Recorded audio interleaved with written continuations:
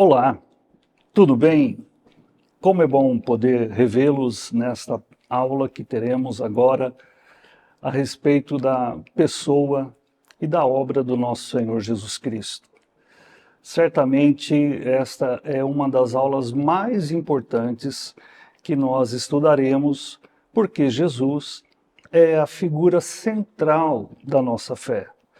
Nós que somos cristãos exatamente por conta deste adjetivo que foi dado ao Senhor Jesus como Jesus, o Cristo, ou seja, a palavra Cristo, ela quer dizer ungido. A palavra Cristo vem do idioma grego.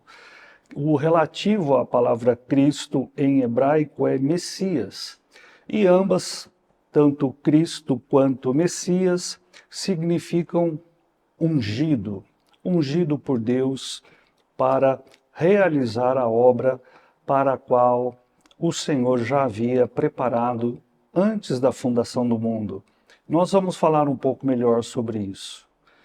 Mas, para você, quem é Jesus Cristo?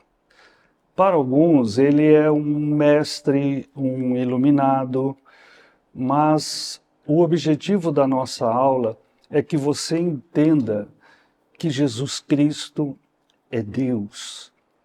Deus se manifestou entre nós em figura humana.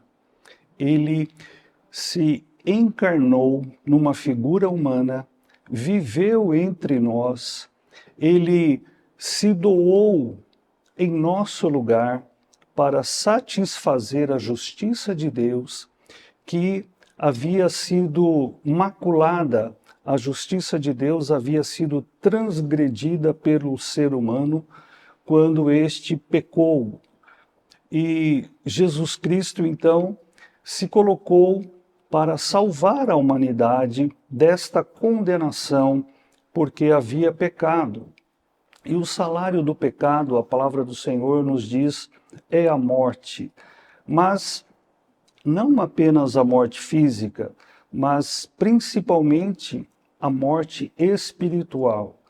A palavra morte nos dá a ideia de separação, ou seja, quando alguém morre, ele se separa deste mundo, se separa dos seus queridos. Portanto, a ideia de morte, quando falamos em morte espiritual, nós estamos falando de morte, separação de Deus. Quando então o ser humano pecou, ele ficou separado da glória de Deus. Por isso havia necessidade de termos um Salvador, que viesse satisfazer a justiça de Deus, que viesse receber a pena pelo pecado no nosso lugar, para que Deus então recebesse aquela condenação executada na pessoa de Jesus Cristo e a justiça de Deus fosse cumprida. Deus é justo, por isso ele não poderia jamais deixar de ser o que ele é. Ele é amor, mas ele também é justo. Por isso houve a necessidade de que Jesus Cristo viesse, por amor a nós, nos salvar. Você certamente já deve ter ouvido ou lido muito a respeito de alguns personagens de outras religiões, como Maomé, Buda, Krishna, que são figuras que disseram serem pessoas iluminadas, mestres, que foram tocados por Deus, mas nenhum deles nunca afirmou ser Deus. Agora, Jesus Cristo, ele sim, quando esteve aqui, ele afirmou ser Deus. O único que afirmou ser Deus até hoje é exatamente a pessoa do Senhor Jesus Cristo. E o que nós queremos aqui que você entenda é que ou realmente ele era quem dizia ser o próprio Deus em figura humana, ou ele era um maluco, ou ele era um lunático. Mas, se você parar para pensar, ele formou discípulos e após a sua morte e ressurreição, esses discípulos continuaram levando a mensagem do Evangelho adiante, tanto é que essa mensagem chegou até mim e você.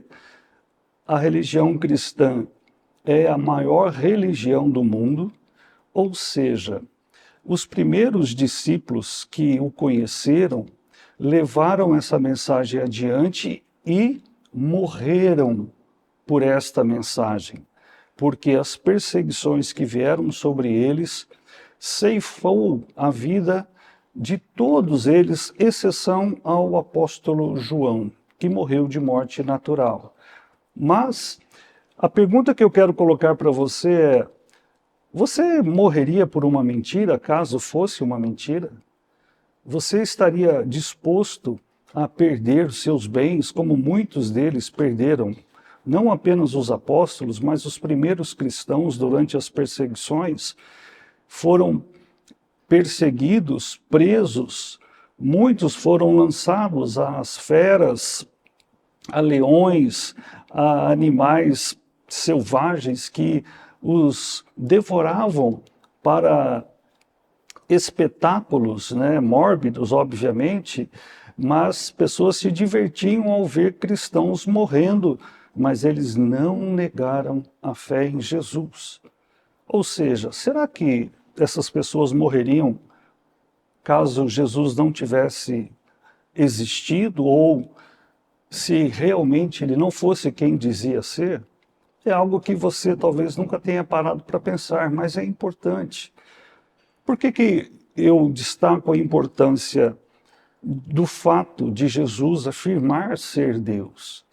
É porque pode ser que você, em algum momento, tenha tido ou venha a ter contato com algum ramo que se diz também da mesma linha de confissão cristã como nós, mas que negam a divindade de Jesus como Deus, um ser co-igual a Deus, porque nós recebemos às vezes nas nossas casas, principalmente nos domingos pela manhã, a visita de algumas pessoas que estão ali divulgando a sua fé, e não estou dizendo que elas são mal intencionadas, mas a questão é que há no ensino de algumas vertentes aí que se dizem cristãs, um ensino onde se afirma que Jesus, ele é um Deus, só que um Deus menor, seria mais ou menos um Deus com letra minúscula, e que somente existe um Deus, que é Yahvé, o Deus Pai, e não existe a figura do Deus Filho, Jesus, e não existe a figura do Deus Espírito Santo como sendo uma pessoa, aliás, apenas um único Deus em três pessoas diferentes. Ou seja, nós estamos agora falando um pouquinho sobre a doutrina da Trindade.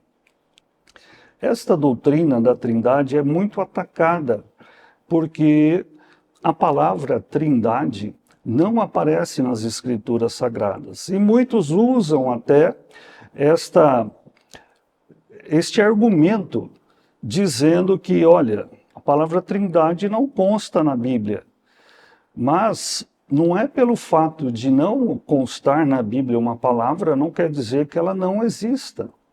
Eu costumo dar alguns exemplos.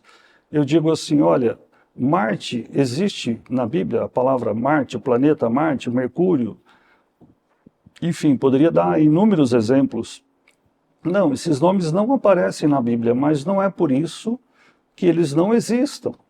Foram nomes que foram dados posteriormente à Bíblia ter sido escrita. E Trindade é um conceito que foi criado para fazer menção à figura do Pai, do Filho e do Espírito Santo. Portanto, é um conceito teológico que é amplamente usado para nós entendermos, quando falamos de Trindade, estamos falando dos três. Agora sim, nós cremos que são três pessoas distintas que compõem um único Deus. Eu sei que isso é um pouco complexo, mas eu quero agora, na continuação desta aula, explicar um pouco melhor para você este conceito de trindade, para daí sim falarmos um pouco mais da figura do nosso Senhor Jesus Cristo. Por enquanto, quero deixar você aí com essa curiosidade para saber mais sobre o que vem a ser três pessoas que estão coexistindo separadamente, mas ao mesmo tempo são uma só, um só Deus. Tá bom? Um grande abraço, até a próxima aula na continuação.